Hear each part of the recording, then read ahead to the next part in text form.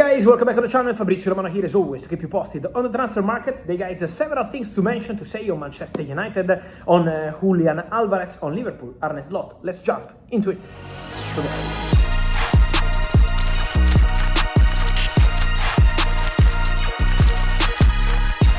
And so guys, let's start today's video by mentioning the situation of Liverpool, a really difficult moment for Liverpool in Premier League, especially in Premier League, because in Champions League they've been able to fix the situation by beating very well Real Madrid, playing a very good game at Anfield, but despite the recent good results also against Aston Villa, so a different trend for Liverpool, well, against Manchester City, Liverpool were not performing.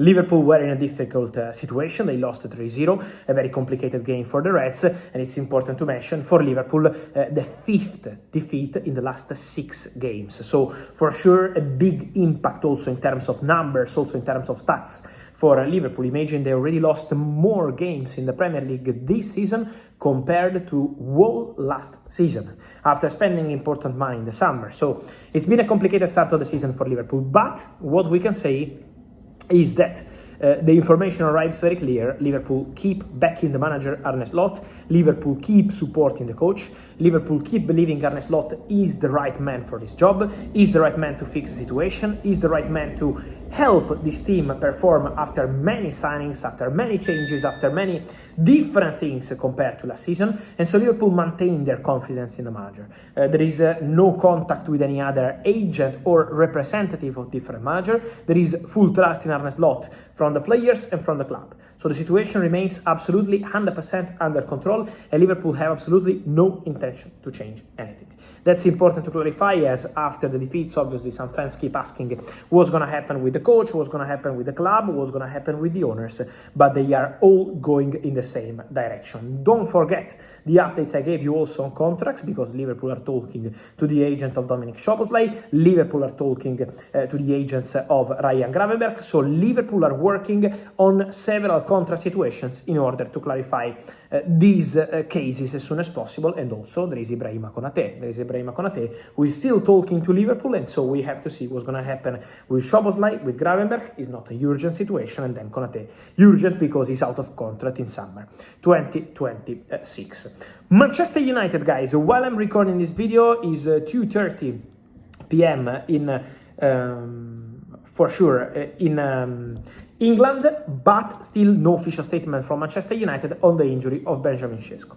My information, guys, is that internally at Man United they feel that it's not going to be a super long injury. So not 6, 7, 8 months. Not that kind of injury. That's the feeling of Manchester United. It's going to take some time, of course. It's not going to be ready tomorrow morning, but not going to be a super long injury. And that's obviously an important news, an important impact also on Manchester United strategies.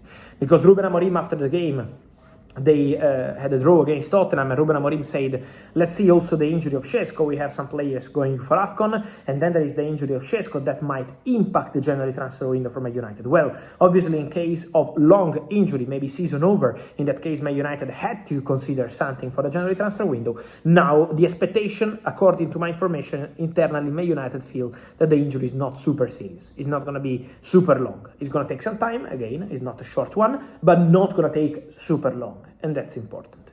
So let's wait for Manchester United statement, but that's the feeling.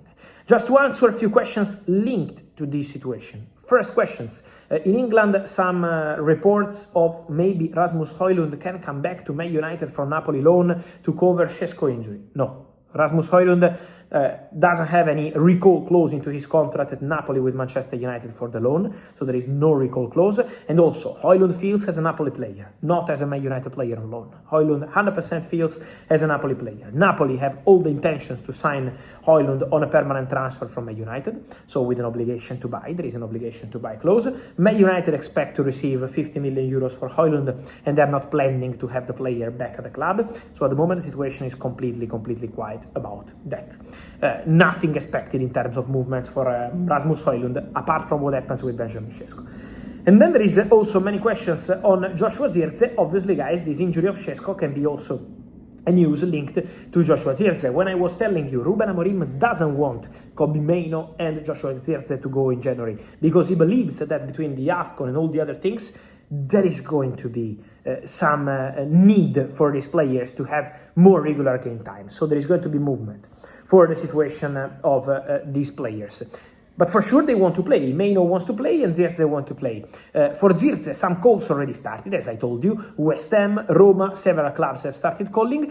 But now let's see how long is going to take the injury for Šeško. Again, let me repeat, it's not going to be a super long one according to my information, but it can still take some time. And so Man United will try to discuss with Joshua Zirkzee and his agents after they know exactly when Benjamin Šeško will be ready. Because Zirkzee has always been considered as an important player by Ruben Amorim, can play as number 9, can play as number 10 behind the strikers, so considered as a really important player and also very appreciated internally at the club. Also, guys, just a quick point on Manchester United. Jadon Sancho. Sancho is on loan at Aston Villa, but don't forget that his contract is due to expire at the end of the season in 2026. Man United have an option to extend, but it's very likely to see the player leaving Manchester United on a free in summer 2026 instead of extending his contract for one more season and having to pay a very big salary to Jadon Sancho. So it's still not something decided or directly communicated to Jadon Sancho or his camp. But internally at Manchester United, they feel that having Jadon Sancho in this situation, so out of contract, can be the opportunity to part ways at the end of the season, to accept that Sancho won't be part of the project at Manchester United, rather than giving him one more year contract, a very big salary. He's on a very, very important salary, and so for Man United probably doesn't make any sense, also because they didn't receive permanent transfer proposals for Sancho in the summer, only loans from Italy, from Turkey, from England, and he ended up at Aston Villa.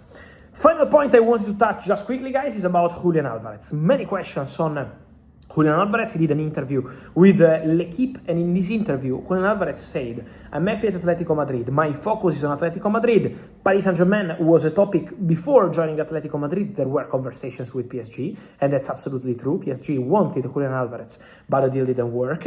And also important to say, he said about Barcelona, I see many things in the media in Spain, but nothing else. So his focus is on Atletico de Madrid. I can guarantee that Julian Alvarez is only thinking on Atletico de Madrid at the moment, and is only focused on this season. Try to win titles with Atletico de Madrid and arrive at the World Cup in the best way possible. These are the two main focus for Julian Alvarez. Then, the future is a topic where the doors are not closed from Julian Alvarez, that's the reality, but it's not a topic for today. Julian doesn't want to start any conversation for today. It's a topic that we will see later on. Let's see if in summer 2026 or even later. This might also depend on the World Cup, on the timing, obviously, for the summer, but that's the situation for Julian Alvarez. It's important to clarify, but the doors are not closed. And so, guys, let me know your thoughts on all these stories from Šeško to Højlund, Zirkzee, Sancho, Arne Slot. What's your feeling on Liverpool manager? And then Julian Alvarez. Your opinion, guys, here in comments. Remember to like this video, turn on the notification bell, subscribe to the channel. See you soon with Fabrizio. Ciao.